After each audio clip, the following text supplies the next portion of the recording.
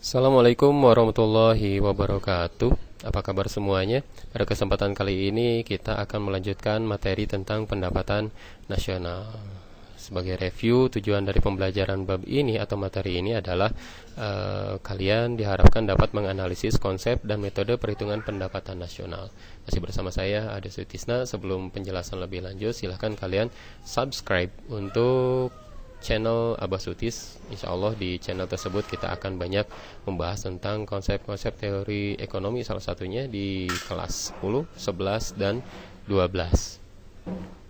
Nah, pada kesempatan kali ini kita akan membahas tentang manfaat perhitungan pendapatan nasional. Nah, kemarin kita sudah membahas bahwa pendapatan nasional, berbicara tentang pendapatan nasional artinya kita berbicara tentang sejumlah uang yang diterima atau dimiliki oleh masyarakat suatu negara, baik itu masyarakat produsen, baik itu masyarakat konsumen, baik itu pemerintah, baik itu masyarakat luar negeri, baik itu para pemilik faktor produksi, baik itu investor dan lain sebagainya. Semua masyarakat yang memiliki uang di dalam satu negara itu kita secara sederhana kita sebut sebagai pendapatan nasional. Uang mereka itu disebut sebagai pendapatan nasional. Nah, apa pentingnya kita menghitung pendapatan mereka? Apa pentingnya kita menghitung pendapatan nasional? Setidaknya ada 5 manfaat yang bisa kita pelajari pada pertemuan kali ini. Yang pertama adalah untuk mengetahui tingkat kemakmuran masyarakat. Di kelas 10 kalian sudah berbicara tentang konsep kemakmuran, bahwa seseorang dikatakan hidup makmur apabila semua kebutuhannya terpenuhi. Kenapa terpenuhi? Ya mungkin dia punya uang untuk membeli barang-barang kebutuhannya sehingga bisa terpenuhi. Bagaimana dengan konsep pendapatan nasional? Artinya kemakmuran tersebut di negara tersebut banyak masyarakat yang terpenuhi kebutuhannya. Semakin banyak kebutuhan masyarakat terpenuhi, maka masyarakat tersebut dikatakan hidup dalam kemakmuran. Hubungannya dengan pendapatan nasional bagaimana? Kalau misalkan pendapatan nasionalnya tinggi, maka kemakmuran masyarakat juga pasti ikut tinggi. Kalau misalkan pendapatan nasionalnya rendah, maka tingkat kemakmuran masyarakat tersebut juga rendah.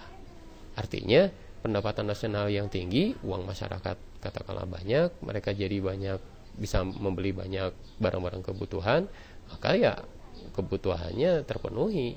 Kalau misalkan pendapatan nasionalnya rendah, berarti banyak kebutuhannya tidak terpenuhi, ya berarti tingkat kemakmurannya juga rendah. Nah, yang kedua, untuk mengetahui struktur perekonomian suatu negara, apakah agraris, industri, atau yang lainnya. Ini bisa dilihat dari barang-barang yang diproduksi di negara tersebut. Karena industri itu tidak mungkin dia memproduksi satu barang yang tidak dibutuhkan oleh masyarakat. Otomatis industri itu pasti akan memproduksi barang-barang, produk, baik barang dan jasa yang dibutuhkan oleh masyarakat tersebut. Nah, ketika misalkan kemakmurannya tinggi, pendapatan nasionalnya tinggi, banyak kebutuhan yang dipenuhi oleh masyarakat, akhirnya kita jadi tahu kira-kira kebutuhan apa saja yang sering dipenuhi oleh masyarakat tersebut.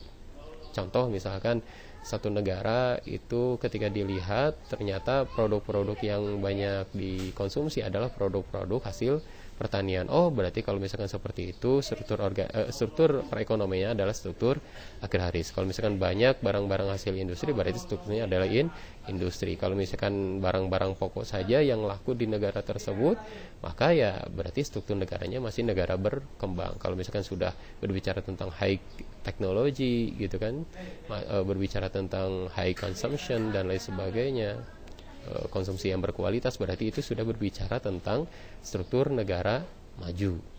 Nah, itu kita bisa mengetahui itu dengan menghitung pendapatan nasional. Yang ketiga, untuk mengetahui perkembangan perekonomian dari tahun ke tahun.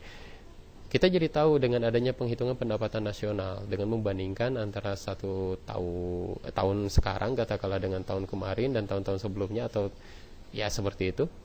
Sehingga dengan catatan-catatan seperti itu kita jadi tahu perkembangan perekonomiannya dari tahun ke tahunnya seperti apa. Apakah terjadi kemajuan, peningkatan, atau tetap saja, atau misalkan terjadi kemunduran.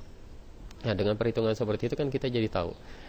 Kalau misalkan sekarang katakanlah pendapatan nasional Indonesia adalah sekian, dan tahun kemarin katakanlah kurang dari yang tahun sekarang, berarti ini kan terjadi peningkatan. Begitupun selanjutnya dan selanjutnya.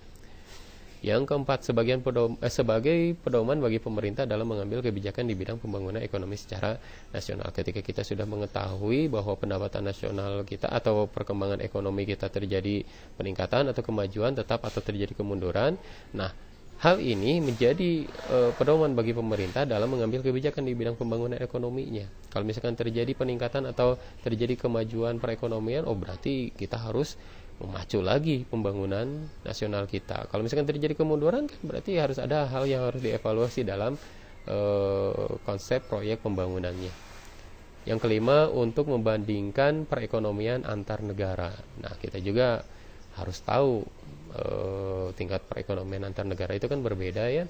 Jadi kita bandingkan antara pendapatan nasional kita dengan pendapatan nasional dengan negara yang lain. Kira-kira mana yang lebih sejahtera. Nah, untuk hal tersebut kan kita jadi tahu, berarti strateginya harus seperti apa nih supaya kita tidak tertinggal oleh negara-negara yang lain. Nah, itu adalah beberapa manfaat dari perhitungan pendapatan nasional. Mudah-mudahan bisa dipahami. Jangan lupa subscribe untuk channel Abbas Sutis. Demikian kita cukupkan dulu sampai sini. Assalamualaikum warahmatullahi wabarakatuh.